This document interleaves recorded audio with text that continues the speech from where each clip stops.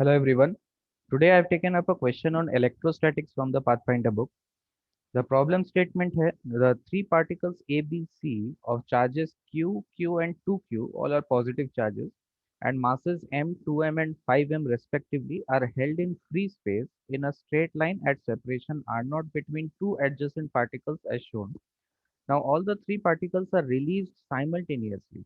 So find the velocities of all the three particles when they reach so far from each other that electrostatic interactions between them can be neglected. So आप इस video को pause कर एक बार try करिए इस question को and then you can come back for the solution part. Okay, so let us look at the solution for this question.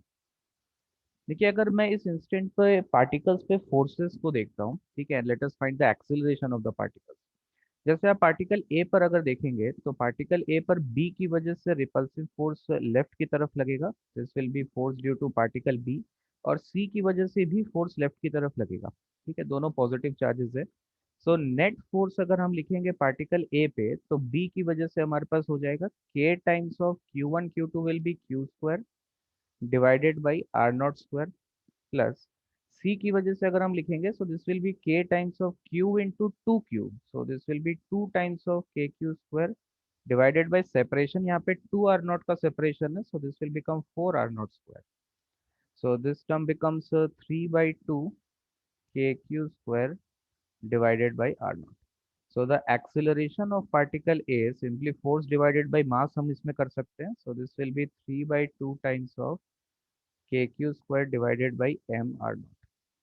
तो ये एक्सेलरेशन होगा पार्टिकल ए का इस इंस्टेंट पे.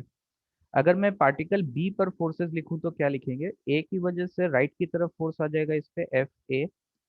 और सी की वजह से लेफ्ट की तरफ आएगा repulsive force F C. So let us write the net force on particle B. So the particle B पर Fc minus Fa this will be the net force. So Fc हम लिखेंगे, charge देखिए B पर है Q और C पर 2Q. So this will be 2 times of KQ square divided by R naught है separation, so R naught square minus A की वजह से फोर्स हो जाएगा KQ square divided by R naught square. So this is KQ square divided by R naught square. So the acceleration of particle B is force by mass. Mass इसका 2m हमको दे रखा है. So this is kq square divided by 2 r naught square into m. So this is acceleration of B. Similarly अगर C का acceleration हम लोग निकाले तो A की वजह से राइट की तरफ फोर्स लगेगा C पर और B की वजह से भी राइट की तरफ लगेगा. So net force on C is FA plus FB. सो ए की वजह से एक पे चार्ज है, ए पर चार्ज है क्यू और सी पर है two q. So this is two times of k q square divided by A और सी के बीच सेपरेशन टू आर नॉट है. So this will become four r not square plus B पर charge q C पे two q. So again this will be two k q square divided by separation is r not, so r not square. So this term will become k q square divided by, sorry, this term, this 2 gets cancelled out. So this will be 5 by 2 times of kq square by r naught square. So if I write acceleration of c, so acceleration c का mass is 5m दिया हुआ है, so we'll divide this by 5m. So this will become half of kq square divided by m times of r naught square. So आप देखिए यहाँ पर अगर मैं एक्सेलरेशन c का एक्सेलरेशन को a बोल दे रहा हूँ तो b का एक्सेलरेशन भी a के इक्वल है और a का एक्सेलरेशन 3a के इक्वल है. सो a यहाँ पर लेफ्ट की तरफ एक्सेलरेट कर रहा है, एक्सेलरेशन 3a है इसका दे दिया हमको. और b का एक्सेलरेशन भी लेफ्ट की तरफ है जिसका वैल्यू a के इक्वल है. और c का एक्सेलरेशन राइट की तरफ है and this value is a. ठीक है, सो ये वैल्यूज हमको यहाँ पे एक आइडिया मिल गया एक्सेलरेशन किस तरह से डिपेंड करेगा. तो अगर आप यहाँ पर एक्सेलरेशन देखें तो आप जैसे b के रेस्पेक्ट में अगर आप ऑब्जर्व करें, so with respect to b, तो देखिए b के रेस्पेक्ट में अगर आप देखेंगे तो c का एक्सेलरेशन आपको राइट की तरफ 2a दिखाई देगा.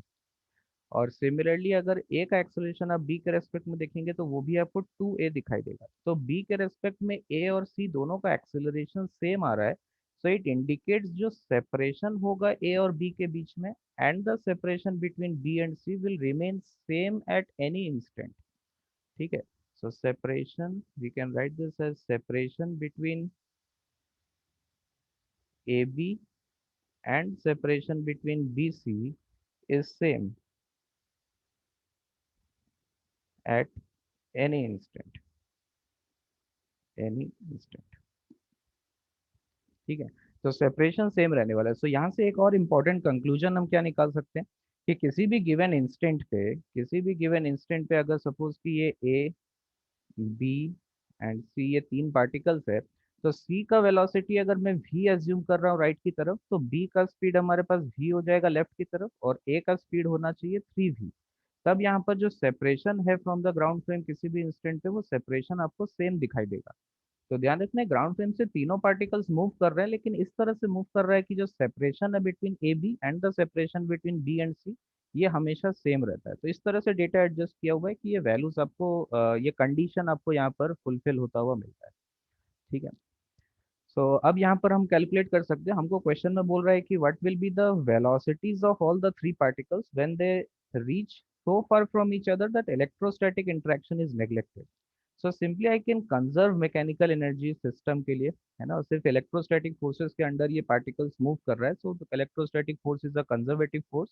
सो I can conserve mechanical energy. So mechanical energy conservation से initial kinetic energy plus initial potential energy is final kinetic energy plus final potential energy. But finally particles एक दूसरे से बहुत दूर चला गया, आपको बोल दिया सेपरेशन बहुत लार्ज हो गया है, so I can neglect the final interaction energy, तब वो जीरो हो जाएगा। और इनिशियली पार्टिकल्स को हमने रिलीज किया था, तो initial kinetic energy is also zero. So initial potential energy हम क्या लिख सकते हैं, पहले ए और बी के बीच में अगर हम लिखेंगे तो आप देखिए कॉम्बिनेशन आप बना सकते हैं। पहले पोटेंशियल एनर्जी में एक टर्म आएगा between A and B, second term आएगा between A and C, third term आएगा बिटवीन बी एंड सी। ठीक है, तो ए और बी के बीच में आ गया, ए और सी के बीच में आ गया, बी और सी के बीच में आ जाएगा, बी और ए के बीच में हम नहीं लेंगे, ऑलरेडी ए बी हमने कंसिडर कर चुके हैं हम लोग।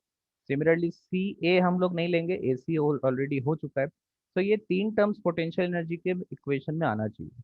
तो ए और बी के बीच में इनिशियल सेपरेशन आर नॉट था, तो पोटेंशियल एनर्जी हमको पता है k q one q two by r naught होता है। So k times of q square divided by r naught, ये हो जाएगा between A and B. Between A and C charge एक ए पर है क्यू और सी पर है two q, so this will be two k q square divided by A और सी के बीच सेपरेशन टू आर नॉट के इक्वल है, plus between B and C charge is q and two q, so this will be two k q square divided by separation is r not. तो ये हो गया हमारे पास initial energy. Final kinetic energy, particle A का speed 3v है और इसका मास हमारे पास m है, सो ए का काइनेटिक एनर्जी हो जाएगा half m into 3v square which will be 9v square. B का स्पीड v है और इसका मास 2m है, so kinetic energy final will be half into mass is 2m into v square. और C का mass 5m दे रखा है हमको, so kinetic energy will be half of 5m into v square. सो इसको हम ऐड कर सकते हैं, ये टू कैंसिल आउट हो गया, यहाँ पे हमारे पास आ गया 4 k q square divided by r naught, और यहाँ पर आ गया हमारे पास 9 and 2 11 plus 5 16/2 mv square. So this term becomes kq square divided by r naught. This is equal to 2 times of mv square. So the value of v will be kq square divided by 2m r naught under। तो ये v का value अगर हमको पता चल गया यहाँ से, तो हम फाइनली स्पीड लिख सकते हैं हर एक पार्टिकल्स का। So speed of b and speed of c this is equal to v। So ये वैल्यू रहेगा हमारे पास के q square divided by 2m r0। और स्पीड अगर ए का लिखेंगे तो ये 3v के इक्वल है, so this will be 3 times of under root k q square divided by 2m r0। So ये हमारे पास फाइनल स्पीड होना चाहिए when the particles move very far apart from each other.